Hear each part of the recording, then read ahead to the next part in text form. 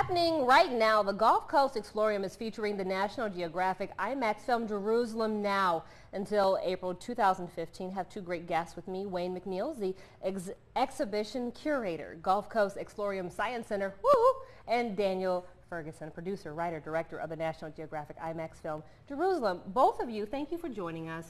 This is so important. I know we only have a little bit of time, but to talk about something that is so important in history. Tell me both of your roles in getting this to fruition.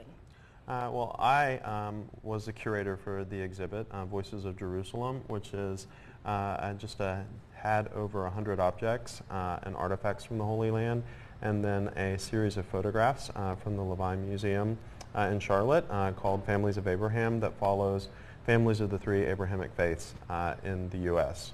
You had a big job ahead of you to make sure this was the way it's supposed to be, because so many people they think they know, but they don't quite know, and going through this exhibit, they'll get to know. 5 years in the making.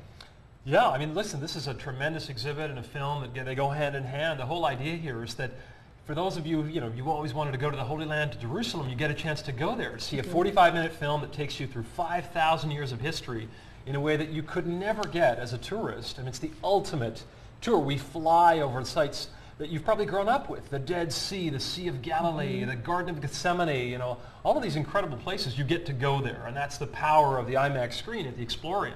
So combined with this exhibit, the whole idea is that you feel like you're there. We made it for families, for young children, and to try and answer the big questions. Why are we all so fascinated by Jerusalem? What is it about this place? The pictures, the video, breathtaking, and to understand the history. Because I think sometimes people, you grow up into an adult, you think you know, and you're kind of embarrassed to ask.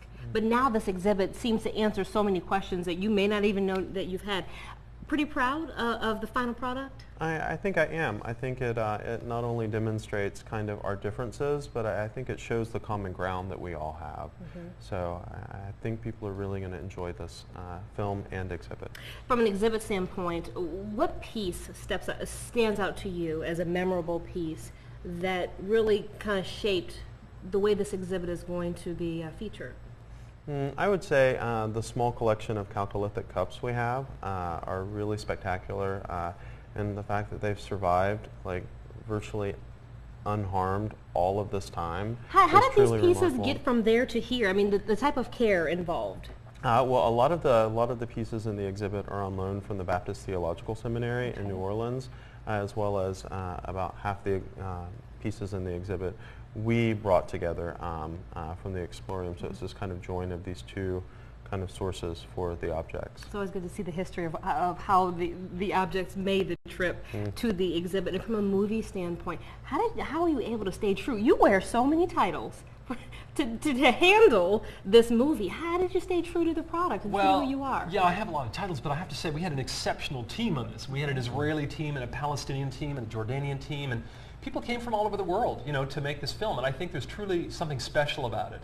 And I think that audiences will agree. You get a chance to really experience part of the world that we're all fascinated with. It's the ultimate bucket list destination. I love it. Gentlemen, thank you for joining me. The exhibit, the movie, everything in existence until April of 2015. Check it out if you can. We have a link on our website, local15tv.com, for all the information you need to know. Stay with us, more news and weather after a quick break.